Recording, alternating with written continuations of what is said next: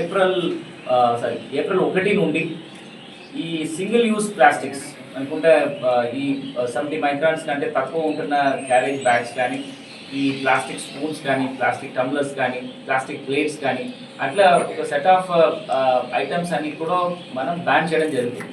ఎందుకంటే మనకు ఉంటున్న ప్రాంతంలో ఇది పర్యాటకులు కానీ, కమర్షియల్ ఎస్టాబ్లిష్మెంట్స్ కానీ వాడి అక్కడ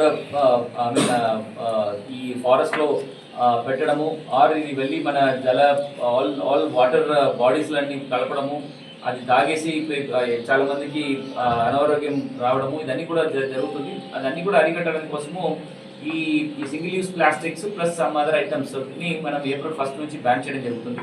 దానికి లాస్ట్ మంతే ఒక ప్రకటన చేసాం, పత్రిక ప్రకటన ఇవ్వడం జరిగింది.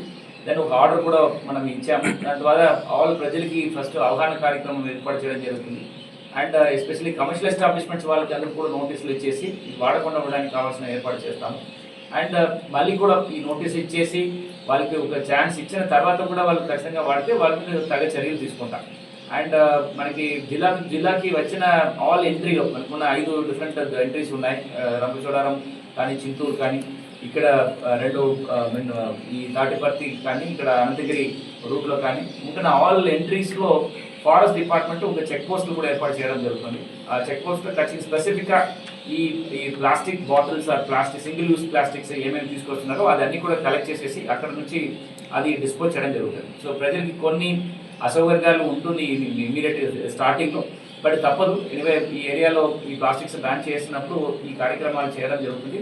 సో మీరు వచ్చినప్పుడు ప్రజలు ఎక్కడెక్కడ ఈ ఏజెన్సీ ప్రాంతానికి మీరు ఎంటర్ అయినప్పుడు దయచేసి ఈ సింగిల్ యూస్ ప్లాస్టిక్స్ అన్ని కూడా అక్కడ ముందు ఉంటున్న ఒక టౌన్లో అక్కడ ఉంటున్న డస్ట్బిన్లో వేసేసి వస్తే మీకు ప్రాబ్లం లేకుండా క్విక్గా ఈ చెక్ పోస్ట్లో మీ అందరికీ కూడా క్లియరెన్స్ ఇవ్వడం జరుగుతుంది.